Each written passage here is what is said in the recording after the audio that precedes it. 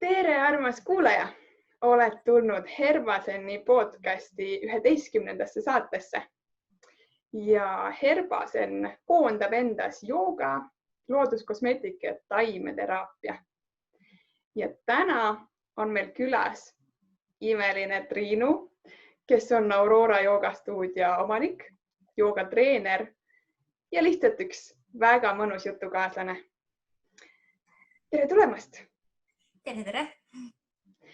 Mulle meeldib alustada, mitmed inimesed on juba öelnud, et see on nagu reisile sinuga küsimus, et kes sa oled ja kust sa tuled, aga hõlmab endas natuke rohkem, et kuidas üldse joogani jõudsid ja võib-olla ka, kes sa lapsena olla tahtsid, et kui palju see on nüüd ajas muutunud?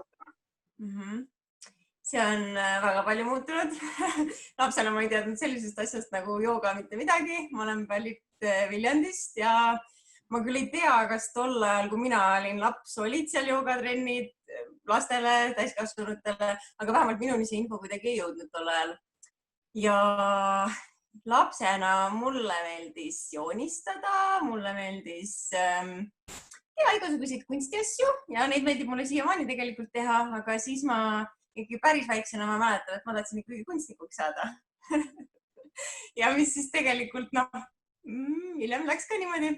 Aga kuskil teismelisena, ma ei mäleta täpselt kui vanast, aga kas põhikooli lõpus või gümnaasiumi alguses, ma ei tea, kus mul see mõte üldse tuli, aga ma raamatukogust laenutasin joogateemalise raamatu. Ja see on tõesti huvitav, et ma üldse seda tegin, sellepärast, et mul ei olnud lähedal ühtegi inimest, kes tegeles joogaga ja kus ma üldse seda sõna kuulsin, ma ka ei tea. Võib-olla ma lihtsalt raamatukogust leidsingi selle.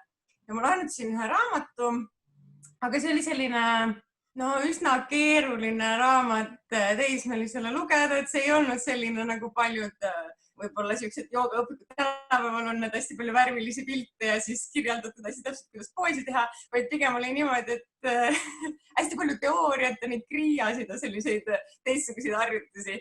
Ja siis see kuidagi tõmbas mind ja ma ikkagi proovisin selle järgi teha, aga see osutus ikkagi päris raskeks, et see üsna kiiresti mul pooleli.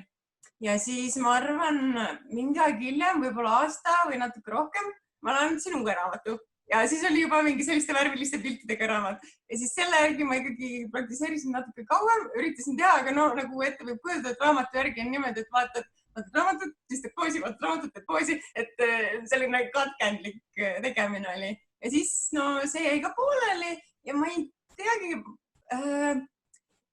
kas ma täpselt isegi võib-olla ei otsinud, aga nagu ma ütlesin, et siis ma ei teadnud, et minu linnas oleks olnud joogateemalisi mingisuguseid trenne, eriti just siis noortele ja lastele. Ja kui ma kolisin Tallinnasse, siis ma arvan, et võib-olla ma olin aasta aega Tallinnas elanud, ma olin kuskil 19-20 aastane, et siis ma läksin ühte joogatundi, sest siin oli neid siis natuke rohkem, kui vähemalt ma nägin sellist informatsiooni. Ja mulle väga meeldis seal, tekkis hästi hea tunne peale tundi, et oli selline kerge enesetunne, aga natuke oli imelik ka. Et selline, ma sattusin sellisesse tundi, kus olid sellised eakad inimesed ja siis mina olin seal 19-aastasena koos siis nende prouadega. Et ilmselt see oli ka suunatud, siis grupp oligi selline üldiselt. Ja ma ei tea, kuidas ma selle jälle leidsin, sest see toimus ühe vanalinnas, ühe kooli aulas, lihtsalt selline joogaring. Et isegi võib-olla, ma ei tea, kui palju neid stuudiaid üldse tol ajal oli, aga igatahes mina siis käisin seal esimest korda ja siis oli natuke siuke, et ma ei tea, kui hästi ma siia gruppi sulandun. Ja siis ma rohkem sinna tagasi ei läinud. Ja siis see jälle pooleli mul, et see on selline hüppeline teekond on, et alustan, lõpetan. Ja siis mingi aeg hiljem leidsin ma oma tee siis akrojooga-tundi ja vinyasa-jooga-tundi ja nendes mul oli kohe selline äratundmine, et see on minu jaoks. Et siis ma seal tundsin, et seda ma tahan teha ja mul oli enne hea tunne, kui ma tegin raamatu järgi, kui ma käisin seal teises tunnis, aga seal oli selline tunne, et ma pean seal lihtsalt teama, et midagi ei ole, et ongi kõik. Et akrojoogaga mul küll kohe ei alustanud siis, sellepärast, et tol ajal mul oli võib-olla selline natuke hirm ja see oli hästi uus Eestis, see oli alles nagu Eestisse tulnud, põhimõtteliselt esimesed tunnid toimusid ja siis võib-olla oli natuke infot vähem, et siis mul oli kuidagi endal selline ettekujutus, et selleks, et seda teha, ma pean seda tegema oma paarilisega ja nii edasi, et mul võib-olla ei tundunud ennast nii mugavalt, et siis ma kõigepealt alustasin selle vinyasaga nagu, või noh, siuke vinyasa tüüpi joogaga, ma ei teagi, kas see päris vinyasa tegelikult oli nime poolest, võib-olla oli lihtsalt kirjutatud jooga, et sellega nagu aktiivselt ja siis hakkasingi seda praktiseerima ka alguses niimoodi, noh, ma arvan, et 2 korda kuus kõigepealt ja siis läks nagu tihedamaks, et alguses oli jah, pigem nagu harva, et selline võib-olla läksin rohkem siis, kui oli mingi konkreetne probleem, et mille pärast, et võib-olla siuke, et mul on siit kanged, siis ma lähen, aga ei läinud niimoodi, et iga päev, sellepärast, et mul läks iga päev hea olla. Aga kui palju sa siis nagu aastate lõikes üldse oled joogaga kokku puutunud? No päris esimest korda, kui ma seal kuskil põhikooli lõpus võisin seda teha, no ma päriselt ei loe seda ikkagi sellest, et ma siis alustasin, ma siis lihtsalt nagu sain teada, mis see siis on, et noh, see võis olla 2005, aga ma ei alustanud siis kohe, lihtsalt siis ma võib-olla esimest korda kuulsin, mis see üldse on ja ma arvan siis kuskil 2010 ma alustasin siis suhteliselt regulaarselt selle tegemisega. Et nagu ma ütlesin, alguses küll oli niimoodi, et võib-olla 1 või 2 korda kuus, aga siis hiljem siis läks tihedamaks, aga see oli ka niimoodi, et võib-olla siis vahepeal tegin 2 korda nädalas, siis läks jälle see 2 korda kuus, et see oli niisugune protsess alguses, et päris kohe ma ikkagi väga regulaarselt ei hakanud tegema. Jah. Aga stiilide poolest praegu sa siis annadki vinyasat ja akrot või annad midagi veel? Ma annan yin-joogat ka, aga yin-joogat mul on niimoodi, et siis kui ma tahan seda anda, siis ma annan, siis kui ma ei taha, siis ma ei anna. Et mul vahepeal on sellised perioodid, kus mul on tunne, et ma päris ei taha seda praegu. Noh, ma praktiseerin küll seda palju, see meeldib mulle väga ja ma arvan, et see on väga kasulik. Aga selle juhendamine on hoopis teist tüüpi, kui on sellise aktiivsema stiili juhendamine. Ja siis sellega mul on olnud niimoodi, et on olnud mingid perioodid, kui ma lihtsalt tunnen, et ma ei soovi seda teha, aga hetkel ma jälle teen. Aga ma arvangi, et tulebki niimoodi teha, et kui ei ole selline tunne, et ma saan seda praegu anda, siis ei ole mõtet anda. Väga õige. Aga kui me nüüd korraks läheme sinna akro teema peale, siis kui sa läksid akrojoogasse, ma arvan, et hästi paljudel, ka mina ju käisin augustis esimest korda sinu akrotunnis, siis mulle tegelikult meeldib, aga ikkagi alguses on selline hirm, et kuidas ma sinna asendisse lähen, mis siis saab, kui ma kukun, et kuidas sa nendega tegeled või kas sul on neid ka? Jaa, see on täitsa tüüpiline jutt. Nii akrojooga tundides kui tavalistes jooga tundides tüüpiline jutt on see, et ma ei paindu, ma ei ole trenni teinud. Aga ja siis akrojoogas muidugi, et kas mul peab oma paariline olema, need on kõik tüüpilised küsimused, ma võiksin selle trükkida endale seina peale. Et on alati, mis küsitakse kõige peale on, et ei ole vaja. Et jah, et enamus asjade juures võib-olla akrojoogas on alguses, just nende algajate harjutuste juures, on takistuseks hirm. Et need harjutused ei ole tegelikult nii rasked, kui tehnikat teha siis õigesti. Et saab teha igat moodi, aga tehniliselt, kui teha, siis ütleme nii, nagu on ette nähtud, siis ei ole üldse raske ja siis see pole ka hirmus. Aga võib-olla alguses on lihtsalt see, et sa pead teist inimest ikkagi usaldama mingil määral. Võib-olla on natuke paranoiline ka, et nagu ise vaatame enda eest, aga peab teda usaldama ja sellega võib-olla inimesed ei ole harjunud. Eriti siis, kui tullakse üksi ja võib-olla uute inimestega hakkas seda tegema, et selline tunne, et kas ma ikka saan neid usaldada. See on hästi tavaline, aga tegelikult ei ole karta midagi, et me ei lase kunagi kellelgi kuskil meelega alla kukkuda, et me teeme ikkagi sellised grupid, kus on siis see lendaja, kes on ülemine, et kes akrojooga midagi kokku puutunud, siis üks on alati üleval, lendab, üks on all, tema nimetatakse baas ja siis on veel 3., võib-olla ka 4. liige seal grupis, kes on siis julgestajad. Ja siis need julgestajad tegelikult, nende ülesanne ongi vaadata, et baasil ei kukuks keegi peale ja lendaja ei kukuks alla. Et tegelikult sellist ohtlikku momenti, eriti alguses nende harjutustega on väga raske saavutada. Aga see on vist väga popp ka, mulle tundub, et on ju fun, sa nagu justkui teed trenni, aga sa ei mõtle sellele, et sa teed trenni. Kuidas eestlased üldse vastu võtnud on akrojooga? ma arvan, et see on kasvav trend igal pool maailmas ja see on selline tore trenn selles mõttes ka, et ongi teed trenni, aga ei saa aru, et teed trenni. Et pärast järgmine päev on lihased valusad, aga niisama nagu olid sõpradega koos, enam-vähem selline tunne.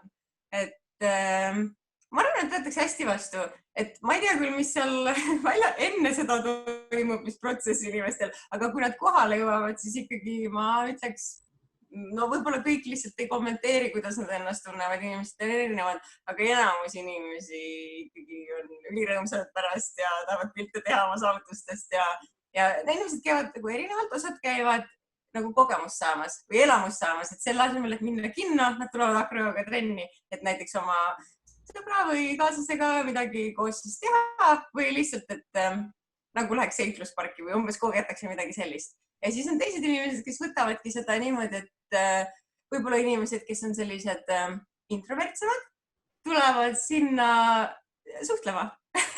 Või selles mõttes, see on selline koht, et kus sa saad teha trenni, saad suhelda, aga samas sa ei ole sunnitud suhtlema, et sa võid ka mitte rääkida. Et see on selline huvitav ja samas see on selline trend, kus on võimatu mitte saada inimestega tuttavaks, sellepärast, et sa reaalselt teed selle inimesega koos neid harjutusi. Ja kõik sõltub siis teises inimesest ka. See on väga huvitav aspekt. Ma ei olegi niipidi mõelnud. Aga nüüd kõik trenni stiile me teame, mis sa annad. Ja kindlasti on neid nädalas ju palju, et kuidas sa ise jõuad enda praktikaid teha või kas sul on näiteks mingi hommikurituaal või õhturituaal või kuidas su päev üldse välja näeb? Ja, mul on küll ja mulle väga rituaalid meeldivad. Ja no jooga koha pealt siis seda ma teen iga päev küll, aga vahel on siis niimoodi, et vahel on see 10 minutit, et vahel on see 15 minutit, vahel on see tund aega, vahest on 2 tundi ja vahest on terve päev matt maas ja korraga käin sealt korra läbi. Et see on nagu erinev, et mul ei ole võib-olla sellist, et iga päev tund aega, sellistesse ma nagu ei tee. Vähemalt ma ei ole endale sellist eesmärgi seotnud, et ma iga päev juhendan tunde ja siis vahest ongi niimoodi, et kas ma enne või peale tundi teen siis stuudios midagi, aga vahest on niimoodi, et kohe hommikul teen kodus või on mul kodus terve päev matt maas ja siis ma seal jälle teen midagi, siis käin jälle mati pealt läbi, et nagu teistmoodi. Aga sellel mul ei ole sükest, jah, võib-olla sükest rutiinsust, et kas see peab olema just hommikul või kas see peab olema õhtul, et see on siis, kui ma tunnen, aga ma iga päev ikkagi tunnen, et see mõjub mulle hästi, et siis ma sellega tegelen ühel või teisel ajal. Aga nende rituaalide juurde võib-olla nii palju, et mul on hommikuid, igal hommikul mul on küll selline rituaal, et kui ma üles ärkan, siis ma tegelen sellise asjaga nagu EFT ehk koputavisteraapia, emotsionaalse vabaduse tehnika.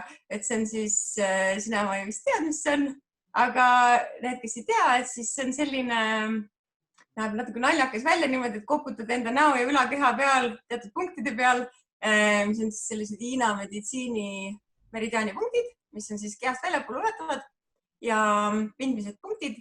Nende peale koputatakse, siis samal ajal öeldakse teatud lauseid, et see on niisugune nagu psühholoogia ja Hiina meditsiini segu, siis võib öelda selle kohta. Ja seda saab kasutada ükskõik mis puhul, et kui füüsiliselt ennast kehvasti tunda, emotsionaalselt ennast kehvasti tunda ja ka siis, kui ikka tõesti hästi. Et mina alustan tavaliselt oma päeva sellega, et ja ongi ükskõik, mida ma siis hommikul tunnen, et kas ma tunnen siis, et näiteks mul on täna kurkvalus, siis ma lahendan selle asja kohe ära, et mul oleks hea päev. Või ma tunnen, et võib-olla mul on natuke, olen ärevil, et mul juhtub täna mingi uus asi, näiteks täna mul oli see tervisejoga. Või on lihtsalt, et ma ei tea, mida päev toob. Et vahest on selline ka, et inimesed tunnevad ärevust sellepärast, et nad ei tea, mis täpselt tulemas on. Mis on tegelikult täitsa okei. Ja siis ma lahendan selle kohe ära, et ma läheksin siis niimoodi puhta lehena päevale vastu, et ma ei lähe oma muredega siis uurde päeva. Et ma tegelen sellega hommikul ja siis ka sõltuvalt sellest, et kuna mul esimene mingisugune kohtumine või koosolek või tund on, et sõltuvalt sellest siis nii kaua ma seda ka teen, et vahest ma teen seda 10 minutit, vahest ma võin seda tund aega järjest teha, et sellega saab järjest sügavamale minna ka siis, et võib-olla ma tunnen ärevust ja võib-olla selle ärevuse taga on mingisugune uskumus, mis on pärit lapsepõlvest või midagi sellist, et seda saab nagu hästi sügavale viia, aga saab ka hästi pindmiselt teha, et mul on nohu ja enam mul ei ole nohu. Et seda saab erinevaid viisi teha. Siis tavaliselt peale seda ma teen väikse sellise meditatsiooni, mis on tõesti siuke mõne minuti pikkune ja seda ma teen tavaliselt sellepärast lihtsalt, et põhimõtteliselt ma ajan endale juured alla, et ma tunneksin, et ma oleksin hästi maandatud, et ma võib-olla kipun, olen selline inimene, et kipun võib-olla kuidagi pilvedes natukene olema ja siis võib ka kergemini tulla mingi siukene ärevus või võib ennast nagu ära kaotada. Et siis minu jaoks on kuidagi oluline see, et ma tulen enda sisse kohal on. Et see koputamine küll aitab ka väga hästi, aga selline väike meditatsioonipraktika, et ma täiesti mõtlen, et ma kasvatan endale juured alla. Selline praktika. Võib seda nagu hästi lihtsasti öelda. ja siis peale seda, see on siis erinev iga kord, et võib-olla ma lähen teen teed, võib-olla ma teen joogat, võib-olla ma juba lähen kuhugi. Jah. Aga see meditatsiooni variant, kas seda annab kuidagi õpetada ka niimoodi siin virtuaalselt, et kas sa paned mingi heli taustaks või sa lihtsalt sulged silmad ja lähedki enda sisse ja kasvatad juured alla? Mina heli taustaks endale ei pane, sest ma kõiki neid asju tavaliselt teen enne, kui ma üldse voodis püsti tõusen. Ma ei ole veel kuhugi läinud, kui ma juba teen need kõik asjad ära. Sest mul on tunne, et siis mul juba läheb mõte mujale, ma hakkan teiste asjadega tegelema ja vaatan juba, et kodus on vaja midagi natuke koristada ja lähevad mõtted mujale. Et ma teen üldse kõik need asjad voodis ära, tõusen istuli, et ma magama uuesti jääks. Aga siis ma kõigepealt koputan, vahest teen ka teistpidi ja siis teen seda meditatsiooni. Aga et ma ei pane endale mingit heli taustaks, aga ma saan aru, et see võib aidata, et sõltub jälle, et kui võib-olla kuuled, et akna taga autod sõidavad kogu aeg ja võib-olla see mõnda inimest segab või ei suuda keskenduda iseendale, hakkad mõtlema teiste asjade peale, et siis võib tõesti abi olla sellest, et kui panna küünal põlema või heli taustaks või midagi sellist. Aga mina isiklikult ei pane. Mina lihtsalt panen silmad kinni, istun sirge seljaga ja siis lihtsalt visualiseerin seda, mida ma siis soovin. Et minu puhul siis meditatsiooni saab teha 1000 erinevat viisi, aga minu puhul konkreetselt, mis ma teen, ongi see, et ma kujutan ette, et ma kasutan endale juured alla, mis lähevad maatuuma sisse ja ma ammutan sealt maandavat energiat. Et mina teen sellist asja. Ja siis ma tunnen, et mul on rahulikum olla. Aga see võib-olla jälle oleneb inimesest, võib-olla mõnel inimesel pole seda energiat vaja, võib-olla tal on vaja midagi muud, aga minule isiklikult toimub see hästi. Väga äge. Aga nüüd ma kohe lähen veel sammukese tagasi sinna koputamise juurde, et sa ütlesid, et kui on kurk valus, sa koputad selle ära, aga kas sa siis üldse midagi muud ei tee enda immuunsuse boostimiseks või nagu terve olemiseks? Või võib-olla... Aga kindlasti teen, jooga on juba kindlasti siuke asi, mis immuunsuse tugevdamiseks mõjub üldse liikumine. Mulle meeldib palju looduses olla ja liikuda.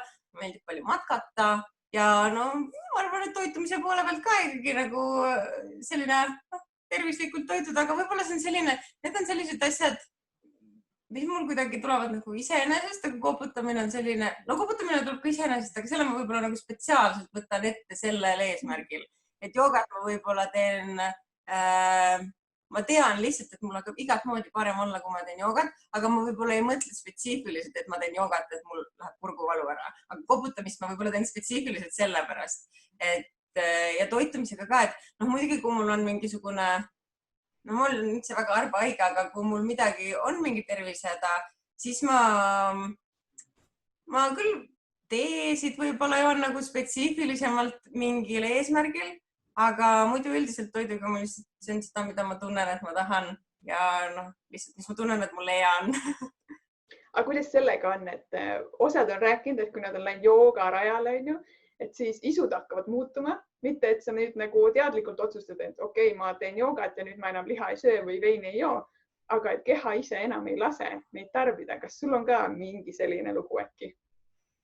Toitumisega mul ei ole, sellepärast, et ma olen enam terve elu taimetoitlane olnud, et paljud räägivad, et lõpetavad lihasöömise ära. Seda mul ei olnud üldse ennem ka, et on mingid väga väiksed episoodilised hetked elus olnud, kui ma seda üldse teinud olen ja see ei ole kuidagi seotud jooga või jooga mitte tegemisega, sest et juba päris väiksena algklassides ma juba siis lõpetasin lihasöömise ära.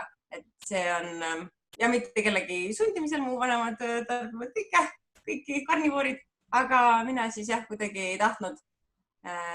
Et see mul ei ole sellega seotud. Küll aga oli selline joogaga tegelema hakates, siis peale seda lihtsalt ei tahtnud enam üldse alkoholi tarbida. Et kui mõelda seda, et ikkagi teismelisena ja ülikoolis niimoodi, et kõik ikkagi käivad nagu pidudel ja niimoodi ja mina käisin ka, aga mingil hetkel ma lihtsalt ei suutnud üldse, null, läks täiesti ära. Et võib öelda niimoodi, et praegu on niimoodi, et ma suudan ikkagi paar klaasi veini ära juua, kui mul vahest arva, kui ma soovin, aga see võib ka olla täiesti niimoodi, ma mõtlen ühe lonksu ja mul lihtsalt nagu kork on ees või ei taha üldse. Et see on võib-olla selline asi, mis muutus kõige rohkem ja see juhtus mul täpselt siukses vanuses, kui kõik peod ja sellised asjad nagu toimusid. Et see on võib-olla kõige spetsiifilisemalt selline asi, mida ma märkasin. Võib-olla oleks Taime Toitlaseks ka hakanud, kui ei oleks olnud, aga... Ja see on põnev. Need on alati siuksed huvitavad kohad, et mõni võib-olla mõtlebki, et ta tuleb joogatundi ja siis ta peab kõigest loobuma, et see tegelikult ei ole nii, et keha mingeid asju ütleb. Ja see on ju huvitav, et millestki ei pea ise loobuma, aga see hakkab toimuma vastu tahtmist.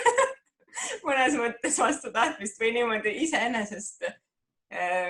Ja ma küll kuidagi ei pannud endale ise piiri ette, lihtsalt ei olnud võimalik enam. See vist ongi see, et joogaga tegelema hakates, siis muutud järjest tundlikumaks, järjest rohkem hakkad mõtlema erinevate kehaosade peale, kuidas nad ennast tunnevad ja siis lihtsalt kõik hakkab reageerima sellele, kõik tavaelus ka, et kas mulle sobib selle söögi söömine, kas mulle sobib selle joogi joomine ja nii edasi. Siis lihtsalt kuulad muudkui oma keha ja lihtsalt keha ei luba enam teha mingeid asju.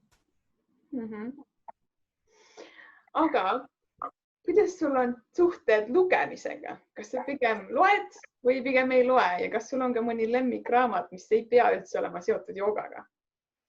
Loen, mulle väga meeldib lugeda.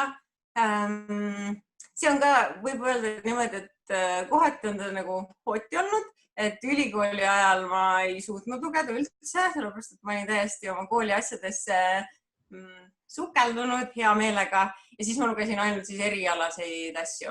Et ma siis ei õppinud midagi joogaga seoses, olgu öeldud. Aga ja, et põhikoolis, gümnaasiumis, peale ülikooli, siis ma olen jah, väga pigem loen palju, ma arvan, või siis ei tea ka, palju keskmine inimene loeb muidugi, mis on palju, mis on vähe.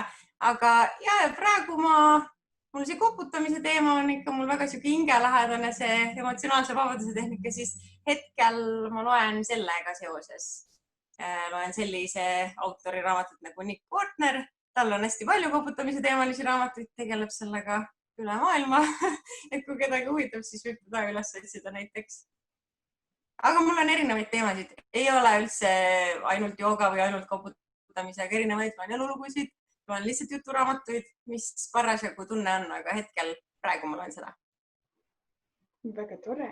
Aga mis sa veel teed? Kuidas su vaba aeg välja näeb? Sa ei ole ju ainult joogaõpetaja.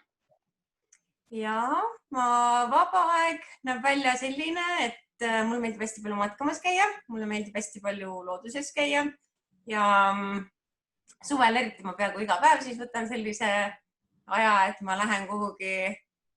Tallinnas on nii hea, kõik on nii lähedal, et saab näiteks metsa minna linnas sees ka, et siis kas metsa või mere või midagi sellist. Ja sina tead, aga võib-olla kuuled ei tea, et siis meil ju osad joogatunnid ka toimuvad looduses täitsa mere ääres just selle sama eesmärgil, et lihtsalt see on nii 2-1, et enam paremaks minna ei saa, et muidugi seal on omad miinused, et siis võib keegi mööda kõndida ja rääkida samal ajal ja see võib segada, et stuudios jällegi on see, et sul on vaikne ruum, et on nagu selle võrra lihtsam, aga jah, et minul on niisugune tunne, et kui ma olen looduses, siis see laeb mu akusid ise, ma ei pea midagi selleks tegema. Ma ei pea tegema ühtegi meditatsiooni, ma ei pea tegema joogat või koputama, mul lihtsalt saavad akud täis looduses.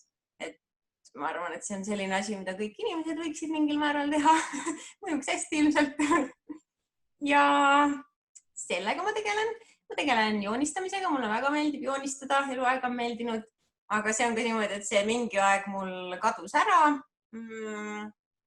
Võib-olla mitte ei kadunud ära, vaid kuidagi ma ei keskendunud sellele vahepeal. Et vahepeal kuidagi oli niimoodi, et tegelesin rohkem joogaga ja siis joonistamine ja üldse sellised kunstiasjad jäid nagu tahaplaanile, aga siis mingi aeg ma selle enda jaoks jälle avastasin, et see mulle väga meeldib. Ma olen ka õpetanud joonistamist aegade jooksul ja üldse selles vallas tegutsenud. rohkem, et hetkel ma teen seda küll vähem, nüüd ma teen lihtsalt oma hobiks vahepeal disainin tattoose või ujumisriided või midagi sellist, aga kunagi ma töötasin täitsa siis tööstusdisainerina, moedisainerina üle 7 aasta Eestis või võib-olla isegi Baltikumi ühes juhtimas ettevõttes selles vallas. Hetkel ma sellega niimoodi tegutsen, et mul kuidagi need 2 valdkonda vahetusidki ära, et varem ma tegelesin siis rohkem siis moe ja kunsti ja selliste asjadega ja vähem joogaga, et jooga oli hobi. Nüüd on vastupidi, et see jooga on siis nagu töö ja muidugi minu hobi ja kõik minu suured soovid ka, aga siis see moe ja kunsti teema on võib-olla siuke rohkem hobi. Need on nagu ära vahetanud mul. Aga vähemalt ei ole ära kadunud, see on positiivne. Ei, et mul on kogu aeg mõlemad meeldinud, lihtsalt ongi, et proportsioonid on muutunud. Aga kuidas nüüd, kui me natuke ajas tagasi lähme võib-olla sinna, kus sa valisid eriala ja võib-olla tutvusid joogaga, et kuidas su sõbrad sellesse suhtusid või kuidas su vanemad selle vastu võtsid, et kas nad on alati mõistnud või oled sa pidanud kuidagi seletama neile? Ei ole pidanud, vanematele kindlasti ei ole pidanud. Võib-olla pidin seletama rohkem seda, kui ma otsustasin eriala vahetada päris töö mõttes, et see võib-olla oli nende jaoks rohkem, et mind üritati natuke veenda, et kas sa oled ikka kindel? Ja see oli minu jaoks ka selles mõttes ei olnud kerge otsus, sest et ma olin ikkagi, ma ülikoolis käisin Eesti Kunstiakadeemias, sealt edasi läksin kohe tööle moevaldkonda, töötasin disainerina, lihtsalt käisin joogatrennides, selline elu, mis mulle tegelikult meeldis, aga see hakkas vaikselt siis proportsioone muutma. Ja kui see siis läks nii proportsioonist juba teistpidi, et mul juba tekkis huvi ja läksin joogatreeneriks õppima esimesele koolitusele, ma lõpetasin selle ära, siis tekkisid kohe sõbrannad võitsid ritta, et kuna trenni hakkame tegema, siis hakkasime tegema. Alguses siis omaette, siis pärast tegime avalikuks need tunnid ja neid kasvas järjest. Ja siis millalgi mul oligi selline tunne, et ma tunnen, et ma tahan seda joogat rohkem teha ja natuke neid moe asju vähem. Aga päris niimoodi siis ei olnud nagu sellel hetkel võimalik, et ma nüüd teen hästi vähe ühte ja palju teist, et vähemalt nagu sellele töökohale jäädes. Et siis ma ikkagi pidin ära tulema sealt või otsustasin ära tulla sealt, kõik mind ei sundinud ja siis minna nagu täiesti jooga peale. See oli küll selline, see oli hirmus minu jaoks ikkagi. See otsus ei tulnud mul kergelt, et ma pidin ikka seda korralikult marineerisin seda enda sees, et ma nüüd võtan selle ette. Ja see oli võib-olla selline hetk ka, kui mu vanemad, nad ei mitte nagu halva pärast, neil ei olnud midagi selle jooga vastu, nad lihtsalt mõtlesid, et kas sa oled kindel, et sa oled ju terve elu seda teinud, et kas sa oled kindel, et sa nüüd täiesti vahetad selle ära. Et see oli selline küll, selline moment. Aga sõbrad minu meelest ei ole ma pidanud kellelegi midagi niimoodi spetsiaalselt seletama, et teavad, et ma alati võtan selliseid omapäraseid otsuseid vastu ja võib-olla sellepärast ei ole ka pidanud seletama, et see juba kunstiteema on võib-olla ka selline, mida paljud ei tegele sellega, et see on juba selline isemoodi ja siis jooga on ka niisugune omamoodi, et võib-olla panid kuidagi need kõik ühte patta, et need ongi mingid Triinu teemad. Et ei olnud päris niimoodi, et võib-olla sellises klassikalises kontoris töötades lähed mingi täiesti teistsuguse valdkonna peale, mis on ka täiesti okei. Tegelikult julgustan kõiki seda tegema, kes tunnevad, tahavad. Aga sa ju tegelikult jõudsid välja täiesti oma stuudioni, mitte lihtsalt selleni, et sa annad kuskil tunde, vaid tuli oma stuudio. Et kuidas sa selle otsuseni jõudsid? See tuli ka nagu enamus asju minu elus on tulnud justkui pealt näha iseenesest. Tegelikult muidugi midagi ei tule iseenesest, ikka asja pärast tulevad, aga kuidagi ise jõudis minuni, et see oli niiviisi, et ma tegin, nagu ma ütlesin, et tunnid siis järjest kasvasid, et algul tegin oma sõbrannadele, siis hakkasin tegema avalikult, algul tegin 1 kord nädalas, pärast oli juba neid väga palju neid tunde, et oligi selline tunne juba isegi, et võib-olla see kasvas nii suureks lihtsalt ja siis ühes kohas, kus ma tegin tunde, ma rentisin ühte saali. Et ma tegin ka paljudes spordiklubides ja joogastuudiotes tundi, aga ühes kohas, kus ma tegin tundi, oli ka niiviisi, et ma lihtsalt rentisin ühte täiesti tavalist saali, seal tehti igasuguseid ringe, et olid näiteks eakate tantsuringid ja lasteringid ja see oli selline saal, kus Deep Clover oli ühes nurgas ja Postament Sõnajalag oli teises nurgas. Väga armas saal, mulle väga meeldis, aga see ei olnud üldse selline võib-olla, ta ei olnud mõeldud nagu spetsiaalselt joogasaaliks, et oli selline saal, kus tehti igasuguseid asju. Ma rentisin seda saali ja seal toimusid mul siis 2 korda nädalas tunnid ja käisid siis erinevad inimesed, aga peamiselt võib-olla siis inimesed, kes elasid selles linnaosas. Ja kõik teised tunnid, mis ma tegin siis spordiklubides, stuudiotes, olid nagu natuke teistes linnaosades või teistes kohtades linnas. Siis ma sõitsin niimoodi mööda linna ringi ja kuidagi toimis. Aga siis seesama saal siis, kus ma neid tunde tegin, lihtsalt otsustati, et see maja läheb remonti. Lihtsalt terve maja läheb remonti ja kuna mina seal tunnipõhiselt rentisin saali, siis mul loomulikult ei olnud seal mingit sõna sekka üldse öelda, et kas see läheb või ei lähe või et mis mu soovid sellega seoses on. Et siis ma pidingi leidma siis endale uue väljundi, et oligi mõte siis, et kas ma kolin oma need tunnid, mis mul olid seal, siis teistesse joogastuudiootesse või spordiklubisse, kus ma üldse ei teadnud, kas neil on mulle aegu pakkuda või ei ole ja kuidas üldse nendega läheks. Või siis ma otsin mingi järgmise sellise saali. Kõigepealt ma otsisin muidugi sellele täiesti samasugust alternatiivi, et ma otsisin siis saali, mis oleks samas linnaosas, soovitatavalt umbes kõrval majas ja samade omadustega. No seda ma ei leidnud. Siis minu meelest see tuli mulle täiesti niiviisi, et ma olin juba, võib-olla lootust kaotavas on võib-olla palju öelda, aga ma olin juba niimoodi, et ma ei tea, mis sellest saab, et võib-olla ei saagi mitte midagi. Ja siis ma lihtsalt kirjutasin Google'i otsingusse enam-vähem saal, trenn, midagi sellist ja tuli mulle vaste isegi mitte kinnisvara leheküljelt, vaid mingisugune, ma ei tea, ma ei mäleta isegi, mis leheküljel see oli, mingi kuulutus lihtsalt, et meil on selline saal, sellised ruumid ja see oli täiesti selles mõttes renoveerimata ja kui ma näitasin seda teistele, siis nad olid, et millest sa mõtled? Ei. Aga mina mõtlesin, et see on nii ilus, et see on täpselt õige, kõik on õige. Ja siis ma läksin seda vaatama ja ma võtsin sinna teise inimese kaasa ja siis temal oli nagu kindel ei ja minul oli selline tunne, et see on see koht. Ja nii ta tuligi, et siis just läks niimoodi hästi ka, et tegime selle lepingu ära ja selle lepingu tegime kevadel ja suveks oli sinna teine huviline. Et täpselt tahtis rentida 3 kuud ja mina ei tahtnud suvel avada. Et siis läks nagu eriti hästi. Kuidagi niimoodi ta mulle tuli ja sealt ta kasvas, et oli küll natuke hirmus ka, et kuidas see kõik olema saab, sellepärast, et polnud nii suurt vastutust olnud varem selle koha pealt, et ikkagi kellegi teise juures tundi teha on võib-olla teine tunne kui see, et see on nagu enda pesa ja teised teevad sinu juures tunde. Aga nüüd sa oled rahul, ma saan aru. Oli õige otsus? Jaa, väga rahul. See pidi juhtuma. See on ülitore. Aga nüüd, kui sa seal tunde annad või ka varasemate kogemuste põhjal, kas sul on äkki mõni lõbus lugu rääkida, kui keegi on trennis näiteks midagi avastanud või mingi poosiga mingi hetke enda jaoks saanud? Või on neid nii palju, et neid lihtsalt ei ole praegu meeles?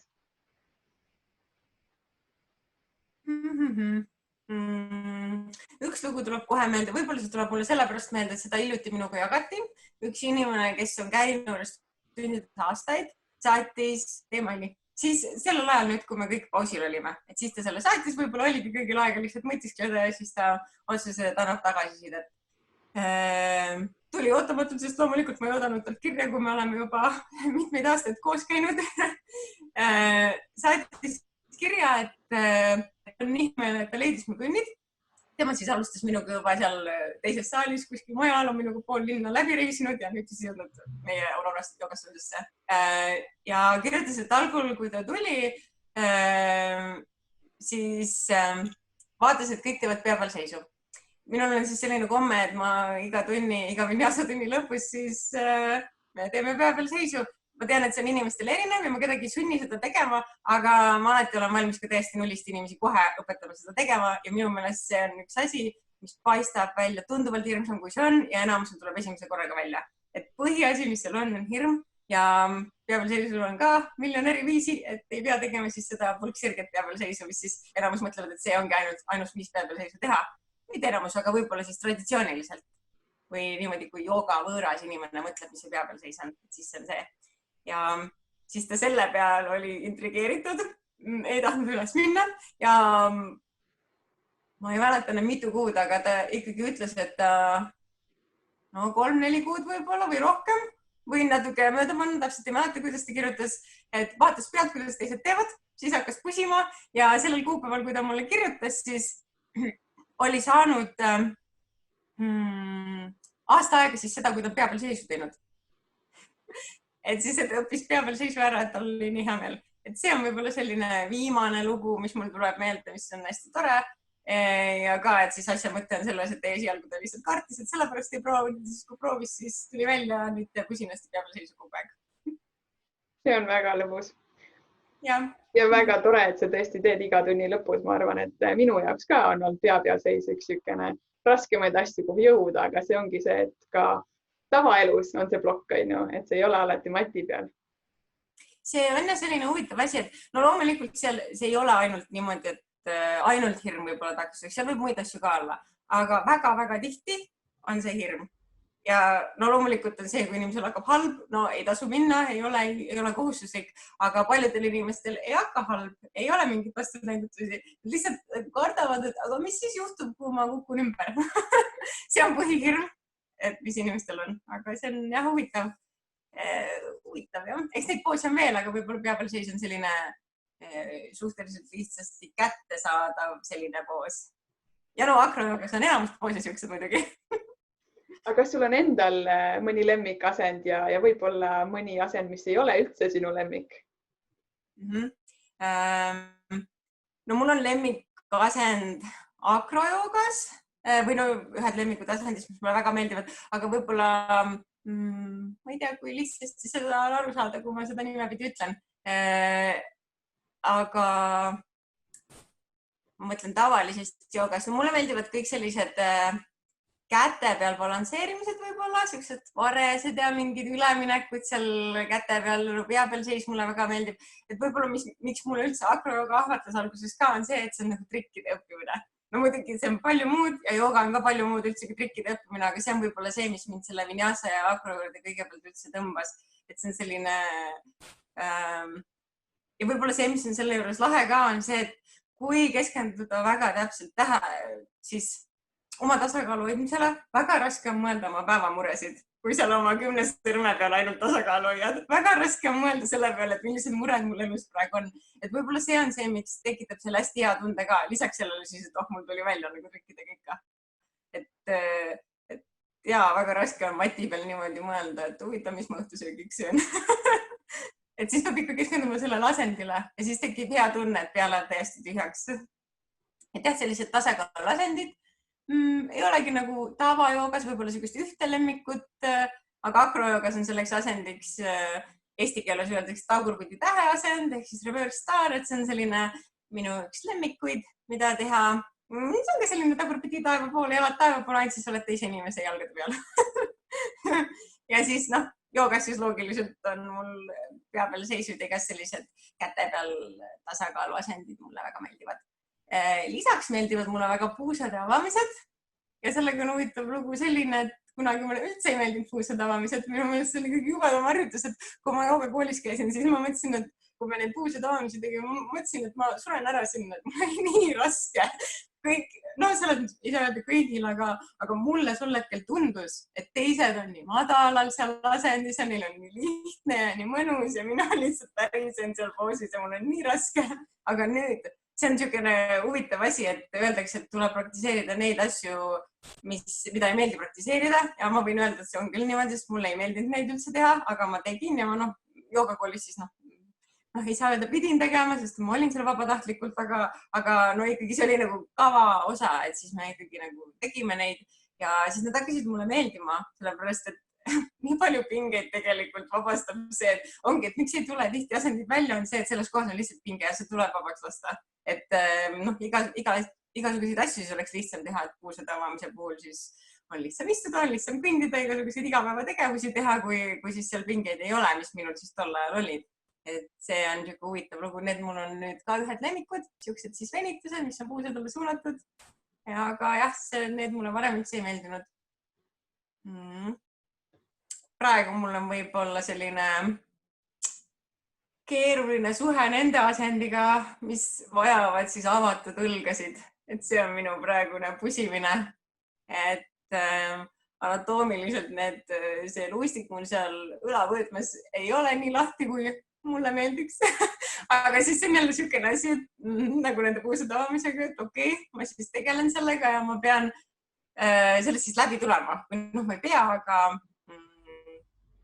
ma arvan, et see on hästi sarnane olukord. Selline, et mul on ebamugav, aga see lõpptulemus on siis see, et mul on pärast hea tunne ja kindlasti need on ühed mu lemmikud asendid siis ka. Väga äge.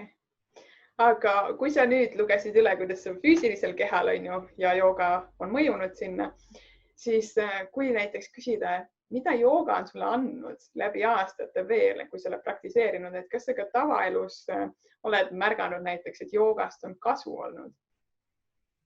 Ma arvan, et see teeb, mis see minu jaoks kõige rohkem on teinud seda, et ma olen ise endaga rohkem tuttavaks saanud.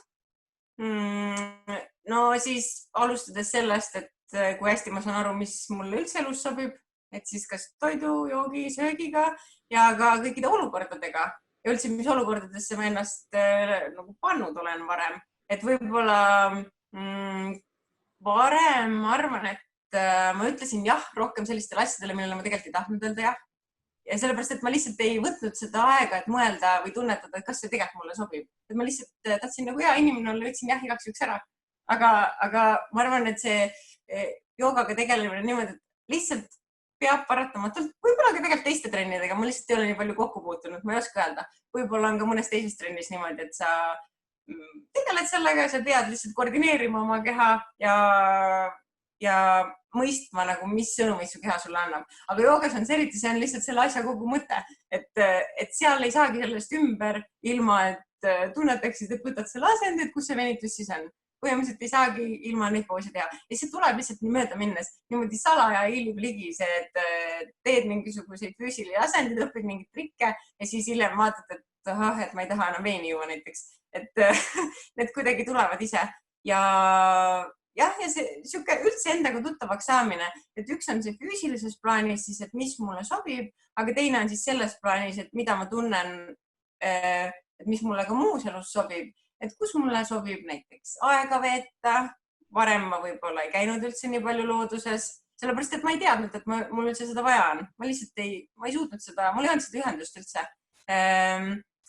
Ma võib-olla ei saanud nii hästi aru, et kui palju mul on puhkust vaja, et mis on okei, et mis on hea tunne hommikul ärgates. Ma arvan, et ma ei teadnud neid asju, et ma lihtsalt ärkasin ja läksin kohe, hakkasin toimetama ja ma ei mõelnud niimoodi, nagu ma praegu mõtlen üldse. Et see on niisugune salakava asi, et ei pea jah olema vaimne, painduv ega sportlik, et joogaga tegelema hakata, aga need kõik hakkavad ilmnema, see on paratamatus. See on väga hea paratamatus. Jah. Aga siia lõppu ma nüüd küsin oma lemmikküsimuse, et kui me nüüd võtame kõik tiitlid ära või ametid, mis sul iganes on, siis kes on Triinu?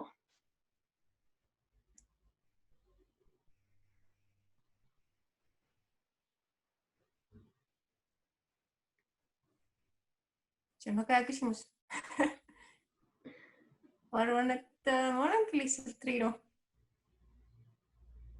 Lihtsalt kõik, nagu kõik inimesed või kõik olendid, et kõik on sellised ühtemoodi täiuslikud. Tegelikult.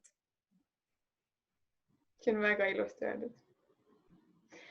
Aga nüüd, kuna ma vaatan, et Facebookis ei ole praegu küsimusi tulnud, aga kindlasti inimesed kuulavad järgi, siis kus nad võiksid sind leida või sulle kirjutada, kui neil nüüd tekib mõni küsimus? Võib kirjutada kas mulle isiklikult otse, lihtsalt kas või Facebookis, Triinu Jõhve nime alt mind leiab, või siis Instagramis sama nimega, lihtsalt võtta õ-täht vahelt ära. Või siis, kui on isu tekkinud tundi tulla või midagi joogateemaliselt rohkem arutada, siis Aurora Jooga Stuudio leiad siit Facebookist, Instagramist sama nimega ja koduleht on ka www.aurorajooga.ee. ja siis seal kohtuti minu kui Mai mõlemaga ja veel teiste õpetajatega. Aga super suur aitäh sulle, Triinu, et sa tulid ja sa jagasid enda maailma veidikene. Kindlasti on seal maailmas veel palju aspekte, aga vähemalt killukese. Me saime targemaks, kes sa oled. Aitäh sulle, kuulaja, et sa võtsid aega ja kuulata. Järelvaadata saad YouTube'ist ja kuulata Spotify'st. Ja meie kohtume juba uuel nädalal uute põnevate külalistega. Soovin mõnusat päeva jätku ja naudi ka seda mitte nii päikselist ilma. Suur tänu, armas Mai, ja suur tänu, kuulajad. Tšau! Tšau!